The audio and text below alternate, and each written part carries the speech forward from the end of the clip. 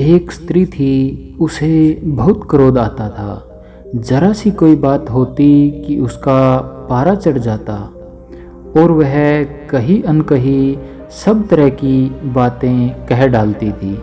उसके इस स्वभाव से पूरा घर परेशान था। लोग उससे बात करने में भी कतराते थे। वह भी अपनी इस आदत से बहुत ही परेशान थी। जब उसका क्रोध शांत होता था तो उसे भी अपने क्रोध पर बहुत पछतावा होता, लेकिन फिर भी वह अपनी इस आदत से बहुत परेशान थी।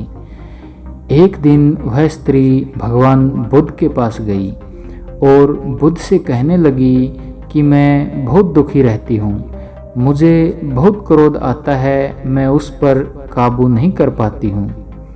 तब बुद्ध ने कहा, कोई बात नहीं, मेरे पास इसकी दवाई है, कल मैं जब जाऊंगा तो साथ लेता आऊँगा।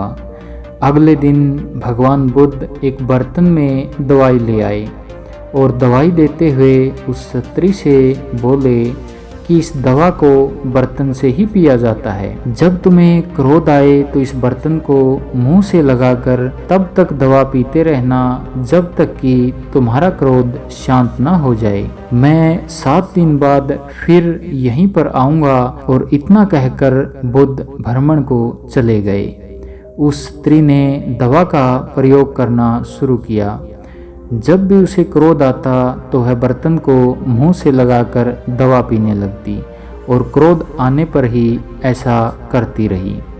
7 दिन बाद वह फिर से बुद्ध के पास गई और उनके पैरों में गिर पड़ी और बोली, तथागत, आपने मुझे बचा लिया। आपने ऐसी अनमोल दवा दी कि मेरा क्रोध न जाने कहाँ चला गया। आप मुझे कृपा करके इतना बता दीजिए कि आपने मुझे कौन सी दवा दी थी। तब बुद्ध ने हंसते हुए कहा, पगली, बर्तन में तो सिर्फ पानी था। बर्तन के मुंह में आ जाने से तुम बोल नहीं सकती थी। गुस्सा करने की सबसे अनमोल दवा मुंह बंद कर लेने में है। धन्यवाद।